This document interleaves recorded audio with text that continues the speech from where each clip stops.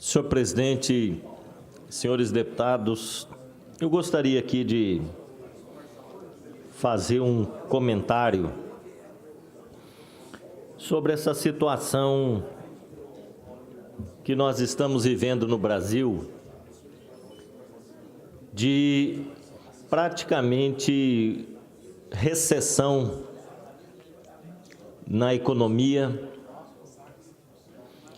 Ontem, pela 14ª vez seguida, houve uma projeção de queda na atividade econômica, uma projeção negativa de crescimento do PIB. E, numa situação dessa, com desemprego em alta, praticamente 14 milhões de pessoas desempregadas,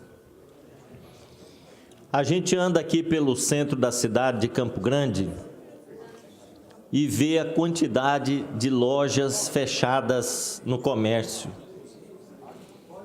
Pessoas tentando abrir um negócio, logo depois, 3, 4 meses, fecham as portas, desistem. Pequenos empreendedores com dificuldades.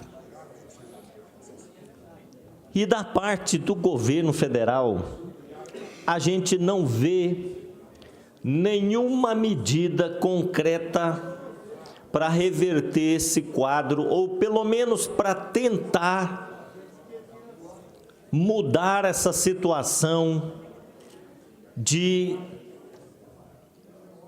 baixa na atividade econômica, de depressão na economia.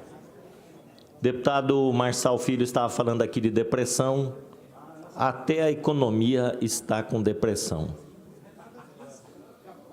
E o problema é que a gente não vê nenhum remédio antidepressivo da parte do governo federal.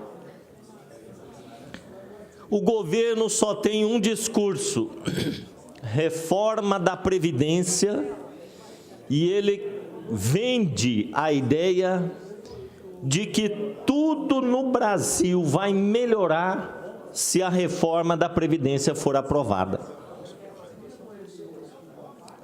Parece que a reforma da Previdência vai ser um verdadeiro milagre.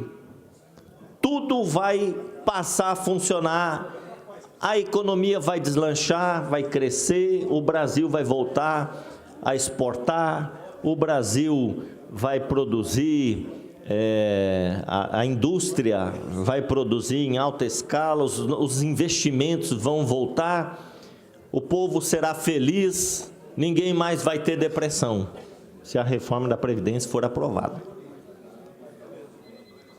Se a reforma da Previdência não for aprovada, esse é o discurso do governo, aí será o caos completo. Mas o caos nós já estamos vivendo. O que eu fico preocupado é de ver esta falta de projetos do governo federal para tentar reverter essa situação que nós estamos vivendo no país. Ao invés do governo federal elaborar uma proposta para tentar induzir o desenvolvimento, o crescimento econômico com investimentos aqui e acolá, o governo, o presidente da República, ele fica preocupado em mudar o Código Brasileiro de Trânsito. Está querendo divulgar, está querendo aprovar medidas colocando fim da exigência do exame toxicológico para os motoristas profissionais. Ele está querendo alterar de 20 para 40 anos o limite máximo de pontos na carteira para um motorista acumular em 12 meses sem perder a licença para dirigir. De 20 para 40 pontos. Para renovar a carteira de habilitação, que atualmente é feita a cada 5 anos, aumenta para 10 anos. E motorista flagrado utilizando capacete de segurança sem viseira ou óculos serão multados e a infração será enquadrada como média. Vejam só as medidas anunciadas pelo governo. Quando o país está numa situação dessa, na economia cada vez anunciando índices negativos, quando uma parte grande da população está desesperada atrás de emprego, o governo vai se preocupar em mexer com a carteira de motorista. Ele quer flexibilizar as multas de trânsito, já falou até em acabar com as câmeras, os radares nas rodovias.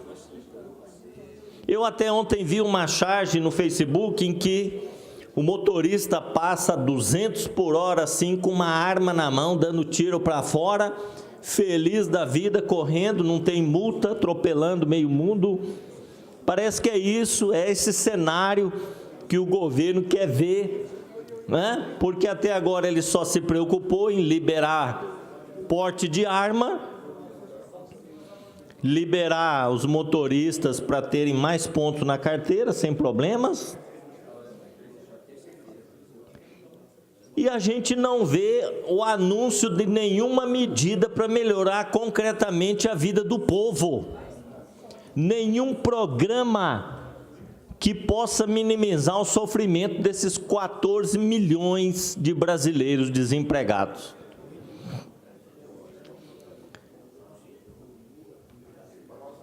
Ontem nós tivemos um anúncio do fechamento de um frigorífico em Paranaíba. Frigorífico Marfrig, que há pouco tempo tinha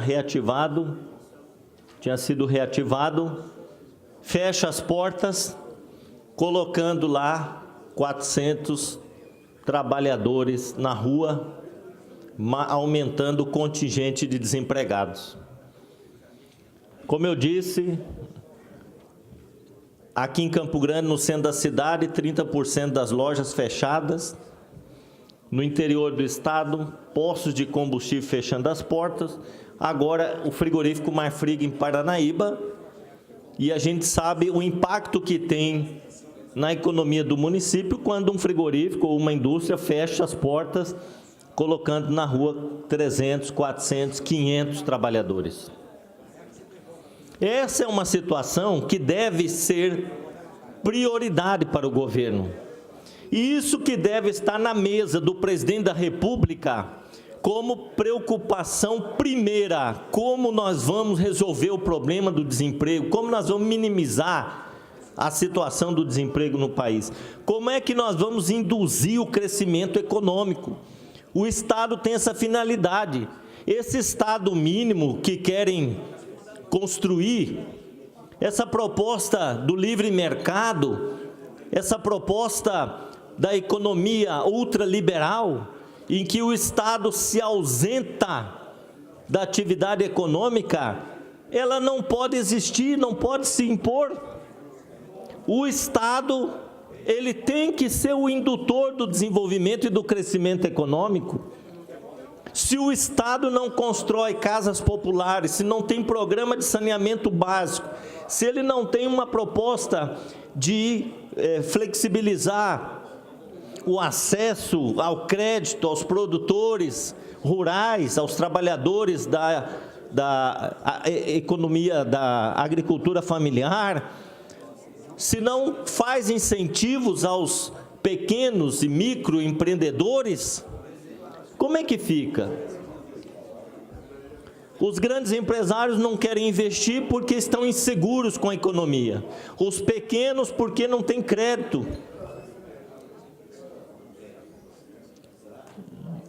E aqui no Estado, a economia que ela está fortemente baseada no agronegócio, na agricultura, na pecuária, a gente vê também uma situação como essa, fechamento de frigorífico e etc. Então, nós estamos extremamente preocupados com essa situação, principalmente quando a gente assiste o noticiário e vê o presidente atravessando a rua do Palácio do Planalto, indo ao Congresso Nacional para levar um projeto que a gente pensa, bom, agora vai mudar a vida do povo brasileiro. Está mexendo na carteira do motorista.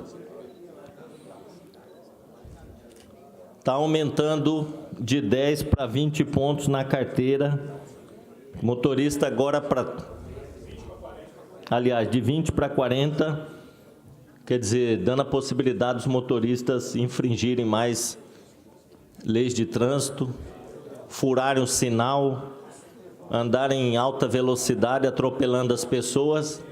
É isso que o presidente quer. Ele está preocupado com o Código Brasileiro de Trânsito, mas não está preocupado com o desemprego. Então, essa história, esse discurso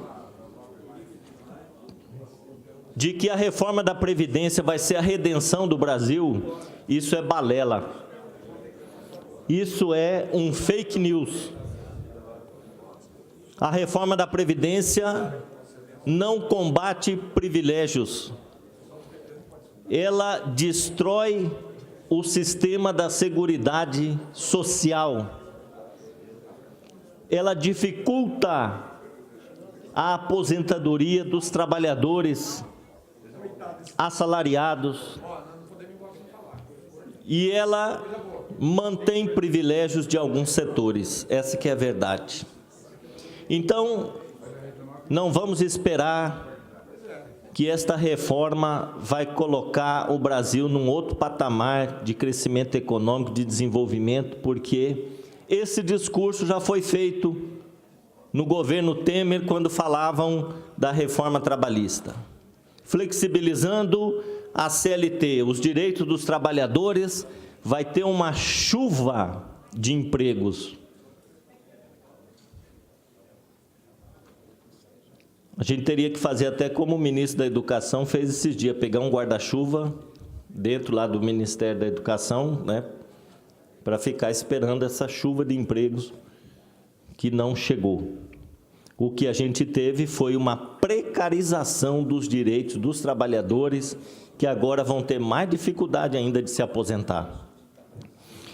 Então, eu queria fazer esse registro, que é lamentável a gente viver numa crise econômica dessa, que não é um privilégio do Brasil, essa crise econômica internacional, é uma crise do modelo capitalista, da economia globalizada, financiarizada, mas a gente tem um governo inerte, um governo sem projeto, um governo que não está preocupado com essa situação, está preocupado em armar a população e que os motoristas andem a 200 por hora nas ruas, festejando não sei o quê.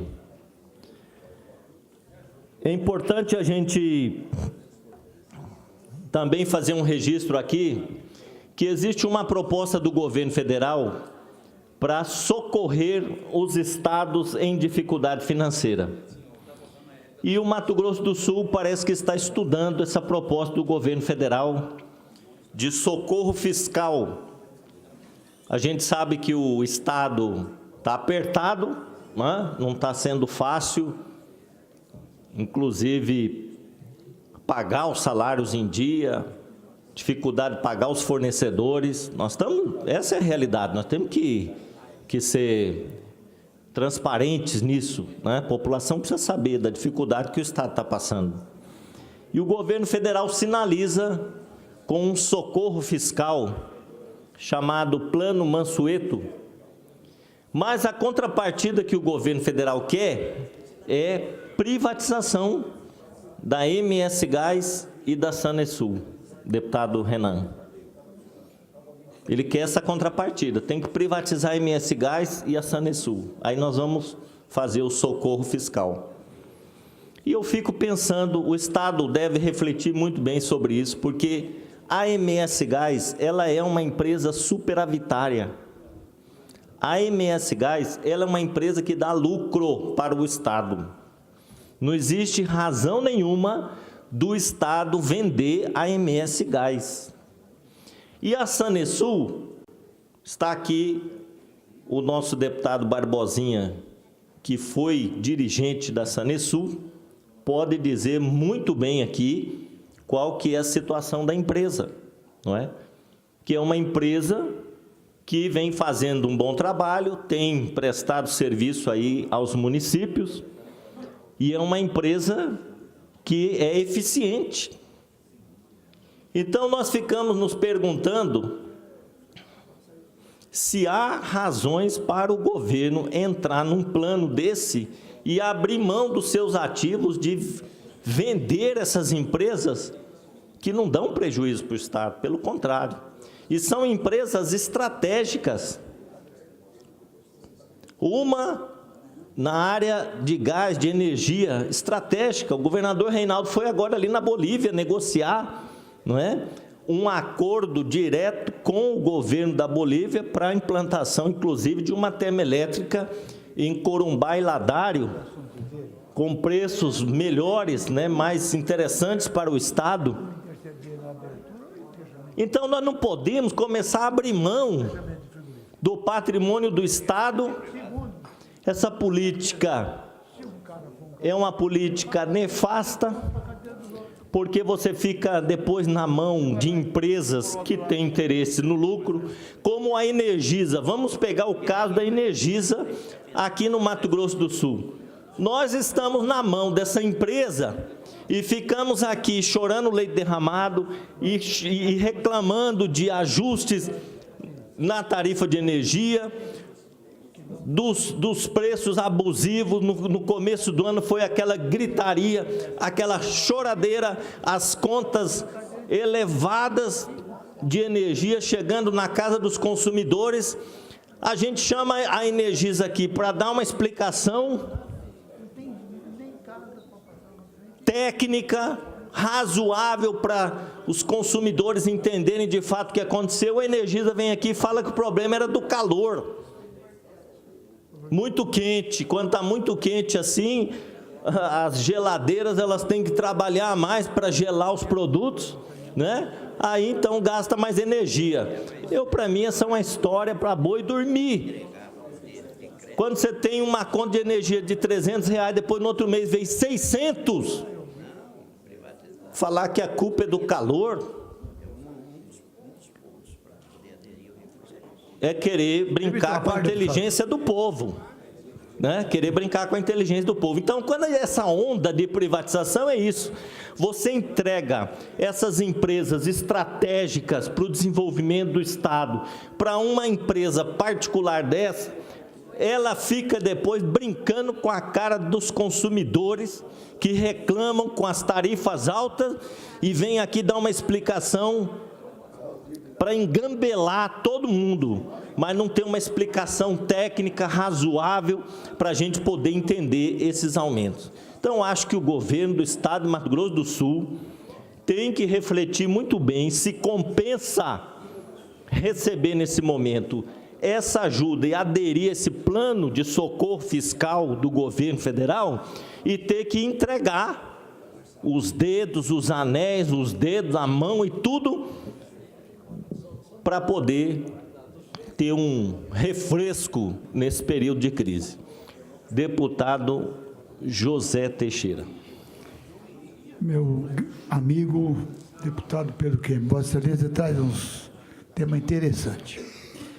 Eu vou fazer uma parte do início da conversa de Vossa Excelência, da fala de Vossa Excelência, com o fechamento do frigorífico. Não existe poder municipal, estadual ou federal que pode interferir na economia privada. As empresas só mantêm aberta quando mantém lucro. Quando fecham um frigorífico, é porque aquela empresa não está oferecendo lucro suficiente para que ela continue aberta. Marfrig, JBS, Minerva e outros frigoríficos, tem uma rede de frigoríficos no país. Então, às vezes, ela fecha Aparecido Taboado, como Vossa Excelência disse. Paranaíba, porque ela está abrindo lá no norte, onde tem mais boi é mais barato. Mais barato, para ela poder manter a empresa viva. Não é igual o JBS, que tem um cartel, hoje, mundial, na carne. Aí, Vossa Excelência, que eu acho que o governo não tem como interferir, ó, você não pode abrir ou você não pode fechar, porque um dos melhores estados que incentivo para que as empresas venham para cá é no Mato Grosso do Sul, feito esse incentivo aqui por nós mesmos. Aí Vossa Excelência aborda o negócio da carteira de motorista. Concordo plenamente. O negócio da cadeirinha, eu não sei se bater um carro, a pessoa conduzindo a mais de 100 por hora, se a cadeirinha vai resolver o problema, porque arranca até o banco, quanto mais a cadeirinha. Aí Vossa Excelência aborda o negócio dos pontos. E eu discordo disso de Vossa Excelência, porque há algumas prerrogativas para driblar, só para concluir, para driblar o que está estabelecido na lei, porque Vossa Excelência pode pegar os pontos da sua carteira e atestar que não era Vossa Excelência que estava dirigindo e transferir 5, 6, 7, 10, 70 pontos. Então, eu acho que o erro do presidente é o seguinte, ele tinha que mexer no bolso, passar a multa de 100 para 2.000, passar de 1.000 para 5.000, certo? Porque só dessa forma que consegue coibir. Fizeram lá, o Caiado tirou os radar. O estado que mais é autuado condutor de veículo por velocidade é Goiás. É 170, 180, 190, que se bater não sobra nem o espírito de quem está dirigindo. Então, o país, ele para consertar, tinha que mudar a cultura, tinha que inserir na grade escolar como que aprende a dirigir, como que ele pode preservar a vida dele. Então, é igual o negócio da arma, 70% está contra o armamento, mas quando você é agredido, que você não tem como se defender, certo? E o banditismo, a polícia não consegue desarmar, a bandidagem tem fuzil R15, tem metralhadora, tem pistola, tem 40, e nós desarmados. Então, se você tem quantas chances de se defender se você estiver armado? 50%, porque quem vem para te matar, ou para te assaltar, igual mataram uma moça essa semana lá, e o cara pegou o telefone dele e colocou na rede para vender. Quer dizer, é tão manso que mata, rouba e põe o telefone na rede para vender. E ainda acha comprador. Isso é que é importante no país. Então, eu acho que a fala de Vossa Excelência, ela tem fundamento. Quando fala na Sanesul, a Sanesul é um órgão sem coração, porque o coração dela foi privatizado, que é a capital. Quando Vossa Excelência fala na energia, Vossa Excelência deve lembrar da privatização da Enersul no governo Wilson Barbosa Martins, com um prédio aqui enorme, com 2.500 funcionários. Hoje não tem 400 e a empresa está aí ganhando dinheiro. É porque o poder público, às vezes, não faz uma gestão otimizando os recursos humanos para poder ganhar dinheiro, porque você lembra, indenização de mais de R$1 milhão para a pessoa sair da Enersul para poder privatizar no governo de Wilson Barbosa Martins, foi no primeiro ano de mandato. Então, isso, Vossa Excelência tem 100% de razão, mas precisaria de ter uma disciplina e uma exigência maior. Diretor de empresa, só de carreira, não pode pôr politicagem dentro de empresa.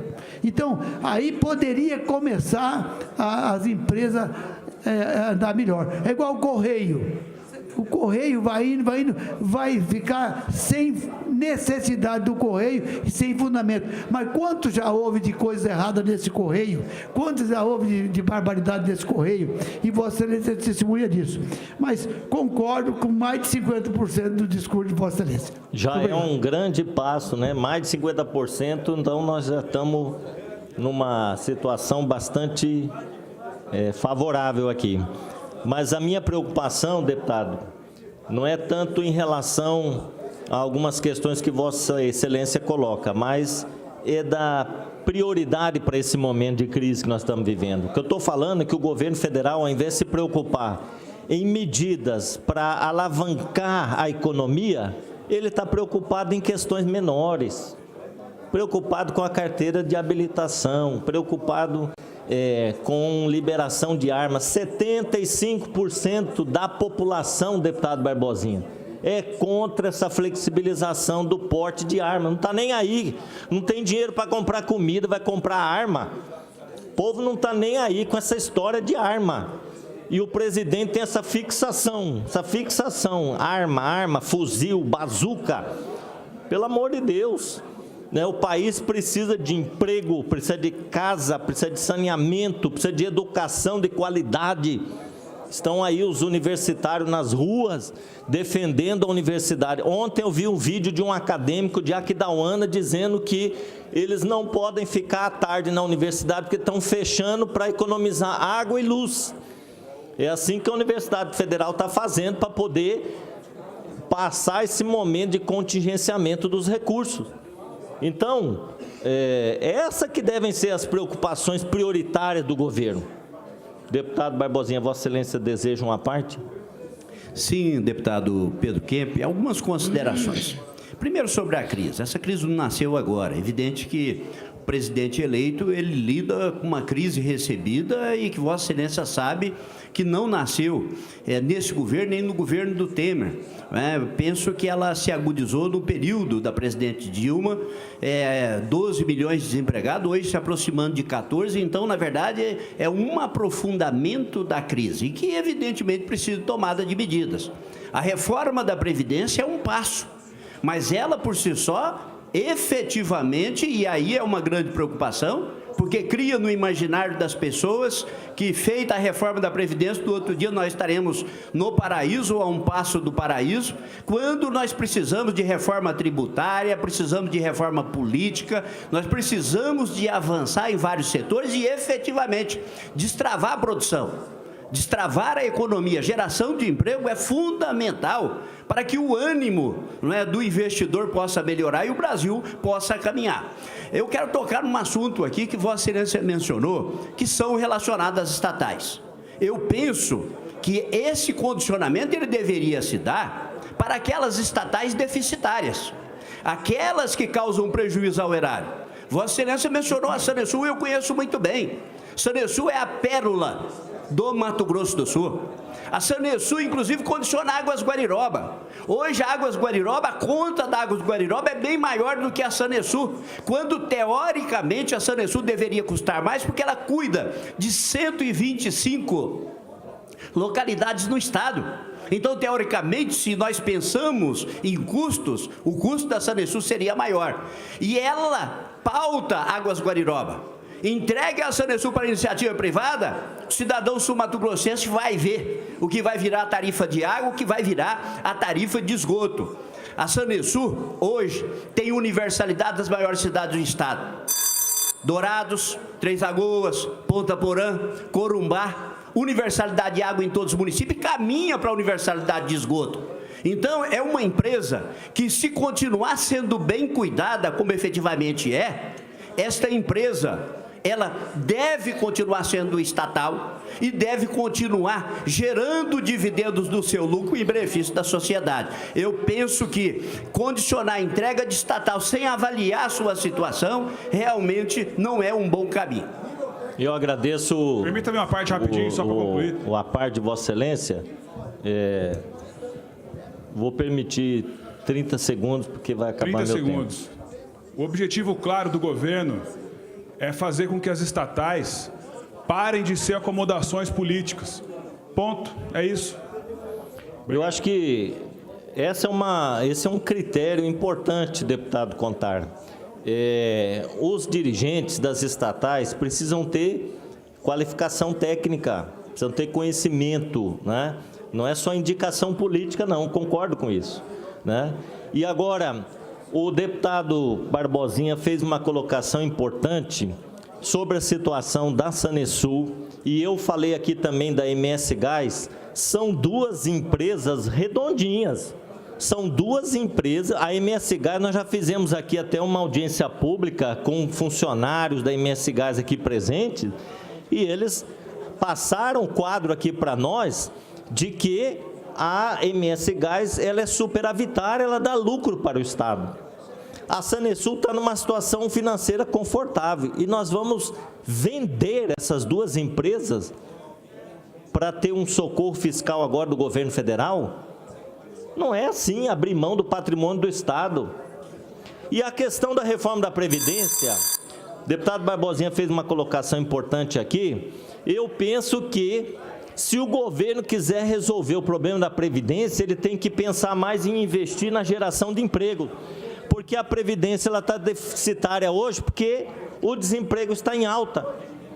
14 milhões de pessoas desempregadas são 14 milhões de pessoas que não estão contribuindo com a Previdência Social. Por isso que ela está deficitária. Então, o governo precisa pensar nisso e não acabar com o sistema da Seguridade Social no Brasil. Isso não vai resolver, né? Então, eu penso que duas questões que eu quero colocar aqui.